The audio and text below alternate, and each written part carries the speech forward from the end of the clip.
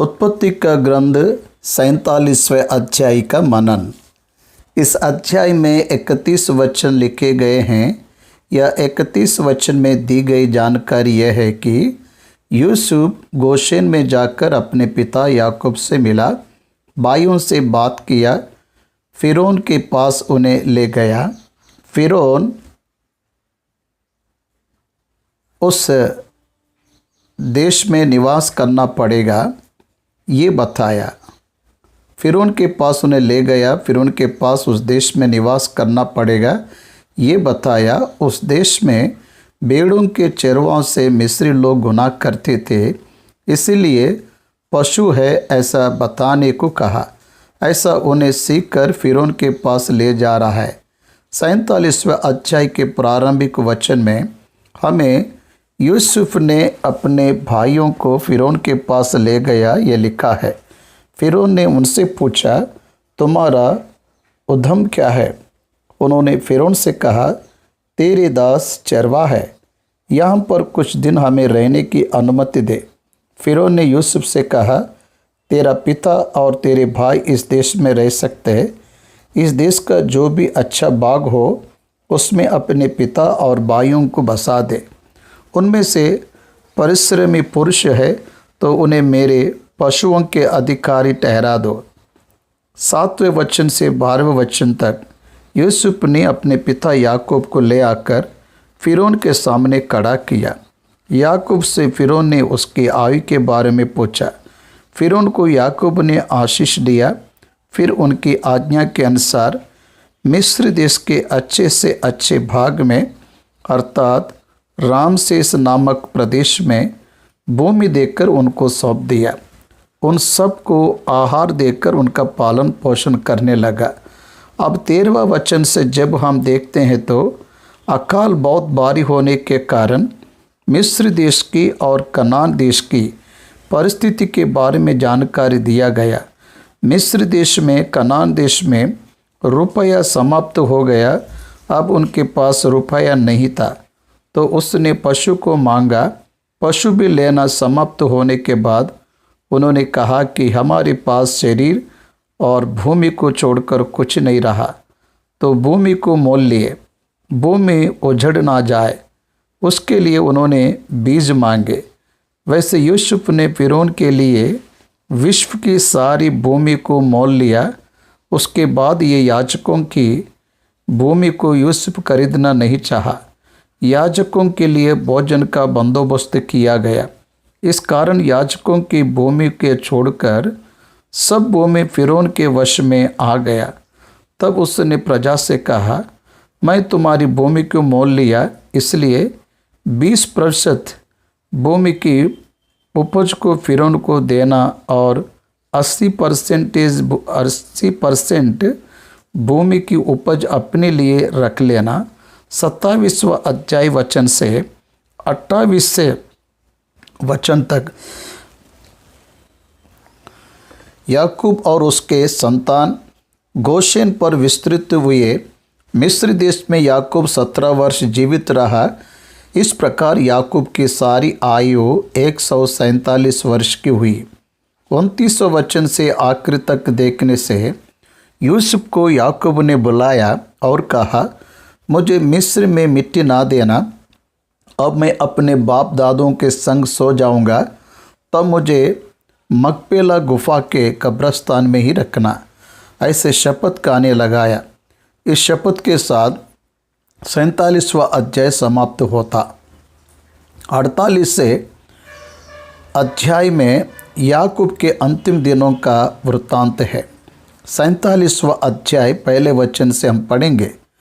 तब यूसुफ ने फिरौन के पास जाकर यह समाचार दिया, मेरा पिता और मेरे भाई और उनकी भेड़ बकरी या गाय बैल और जो कुछ उनका है सब कनान देश में आ गया है, और अभी तो वे गोशेन देश में हैं। गोशेन देश में इस्राएल का फर्स्ट कैंप वही रहा। वे लोग उस देश में ही अभिवृद्धि को पाए। मूसा के समय में फिरौन की कठोरता के कारण परमेश्वर ने जब न्याय किया, तब गोशेन को छोड़कर सभी भूभाग में वह न्याय होगा, इसलिए वे लोग वहीं स्थिर निवास किए, ऐसा हमें समझ आ रहा है। लेकिन उनकी अनुमति के लिए भाइयों में से 5 लोगों को साथ लेकर, रिप्रेजेंटेटिव को साथ लेकर और लेकर गया और फिरौन के सामने खड़ा किया। फिरौन ने उसके भाइयों से कहा, तुम्हारा उद्यम क्या है, तुम्हारा काम क्या है? उन्होंने फिरौन से कहा, तेरे दास चरवाहा है और तुम्हारे पुरखे भी ऐसे ही रहे और हमारे पुरखे भी ऐसे ही रहे। देखिए उत्पत्ति के 46वें अध्याय 32 वचन में, सब चरवाहों से मिस्र गुनाह करते हैं, इसलिए उद्यम क्या है पूछने पर पशुओं को पालते हैं बताने को कहा।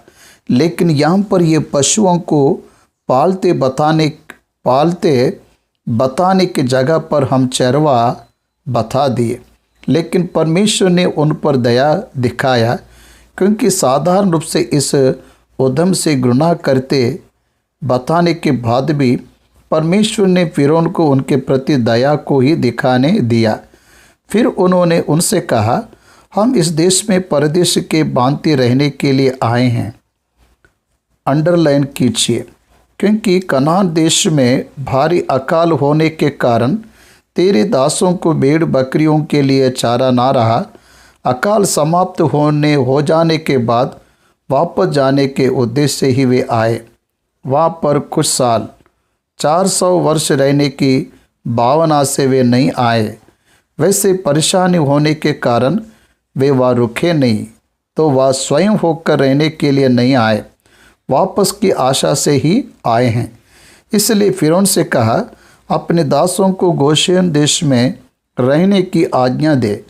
तो फिरौन ने यूसुफ से कहा, तेरा पिता और तेरे भाई तेरे पास आ गए हैं और मिस्र देश तेरे सामने पड़ा है। इस देश का जो सबसे अच्छा बाग हो उसमें अपने पिता और भाइयों को बसा दे, अर्थात वे गोशेन देश में ही रहे। और ये तो जानता हो कि उनमें से परिश्रमी पुरुष है, तो उन्हें मेरे पशुओं के अधिकारी ठहरा दे। स्थान के साथ काम को भी फिरौन ने दे रहा है। देखिए वे लोग जान गए कि परमेश्वर ने उन पर कितनी दया को दिखाया। काम मिलने के बाद ऑटोमेटिकल रेम्यूनरेशन मजदूर भी रहेगा, वे उस तरह से निवास करें। इसका प्रबंध परमेश्वर ने किया। 7वां वचन, तब उसने अपने पिता याकूब को ले आकर फिरौन के सामने खड़ा किया। देखे 5 जन को खड़ा किया। उनसे बात करके सब प्रबंध होने के बाद पिता को ले आया। जब फिरौन के सम्मुख याकूब को खड़ा किया, तब याकूब ने फिरौन को आशीर्वाद दिया। याकूब आयु में बड़ा है, 130 वर्ष का है, इसलिए बड़े छोटे को आशीर्वाद देना सहज बात है। इसलिए फिरौन आशीष को पाकर पूछ रहा है, तेरी आयु कितने दिन की है?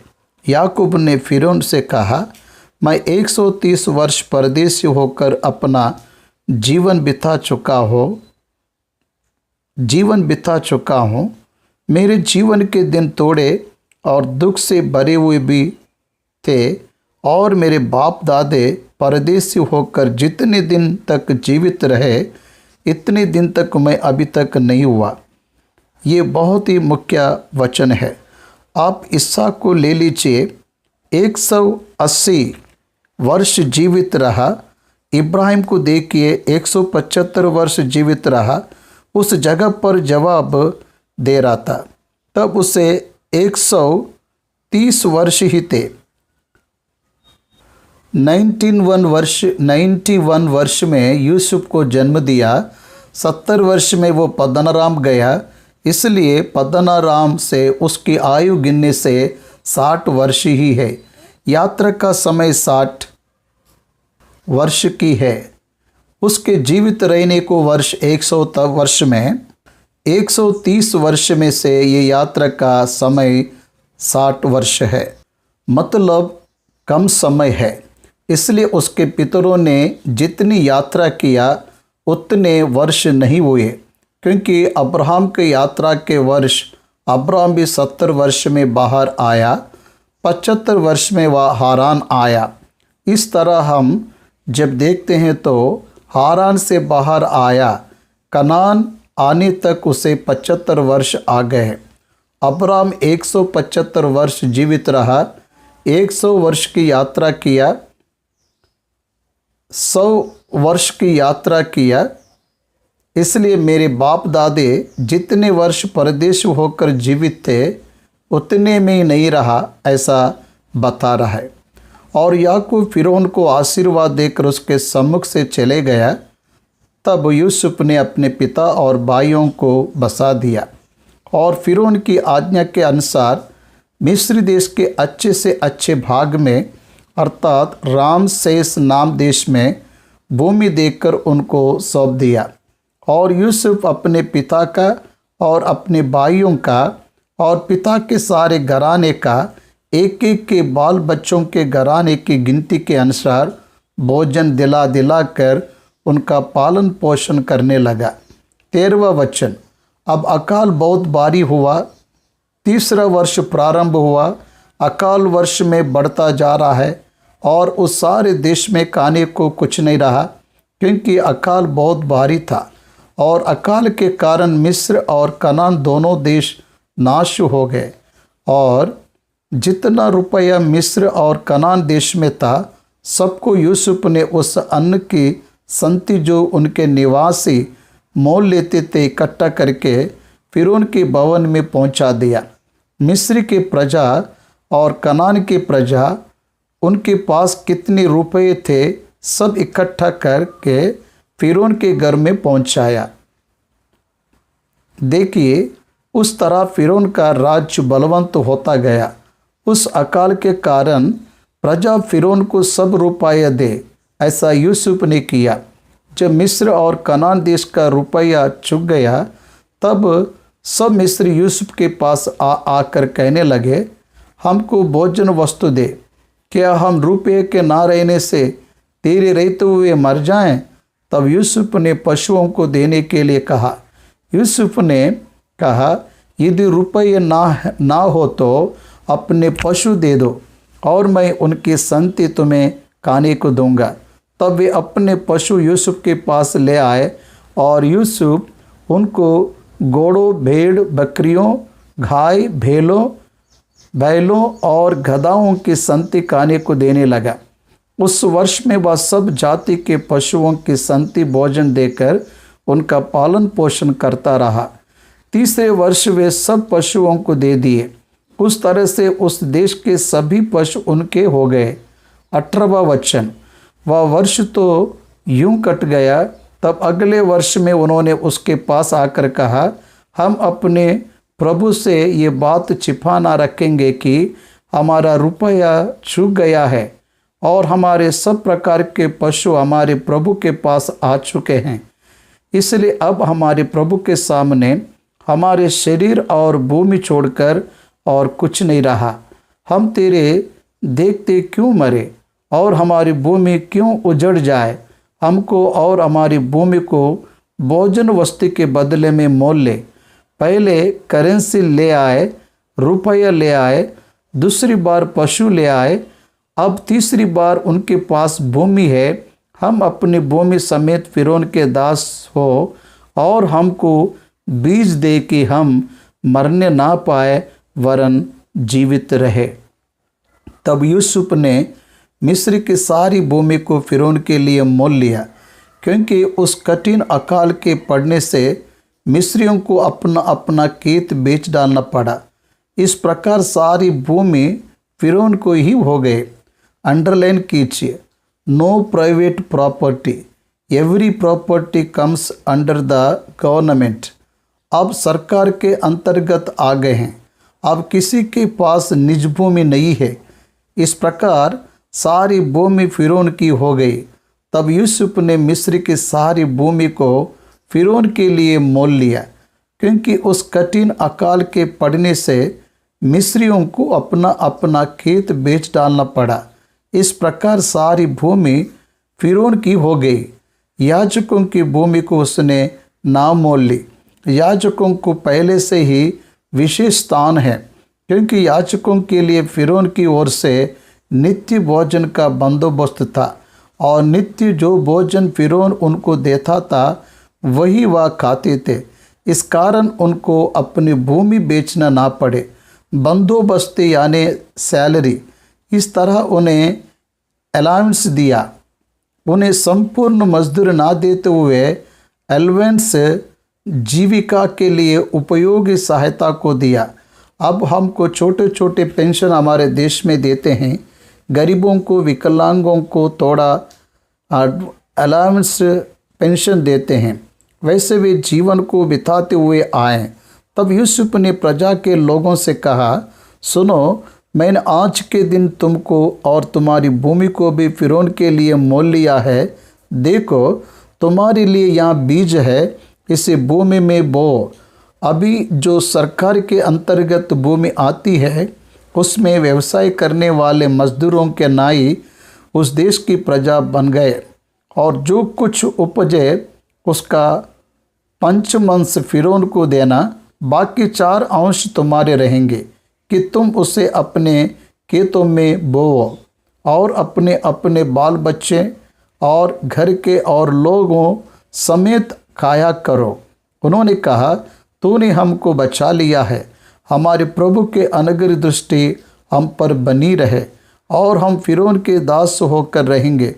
सो यूसुफ ने मिस्र की भूमि के विषय में ऐसा नियम ठहराया, जो आज के दिन तक चला आता है, कि पंचमांश फिरौन को मिला करे। केवल याजकों ही की भूमि फिरौन की नहीं हुई। 27-28 वचन में, और इस्राएल मिस्र के गोशेन देश में रहने लगे और वहाँ की भूमि को अपने वश में कर लिया, और फूले फले और अत्यंत बढ़ गए। वे जहाँ भी गए वहाँ फाइनेंशियली बैलेंसिंग को उन्होंने पाया, आशीष को पाए, उन्हें आहार मिला। देखे, उस देश से संबंधित लोगों के पास धन नहीं है, पशु नहीं है, भूमि भी नहीं है, लेकिन उस देश में रहने वाले इस्राएल के पास धन है, रुपया है, पशु है, भूमि है। परदेश में वे अभिवृद्धियों को पा रहा है। उस देश के लोग कंगाल हो गए हैं, आर्थिक रूप से कंगाल हो गए हैं। मिस्र देश में याकूब 17 वर्ष जीवित रहा।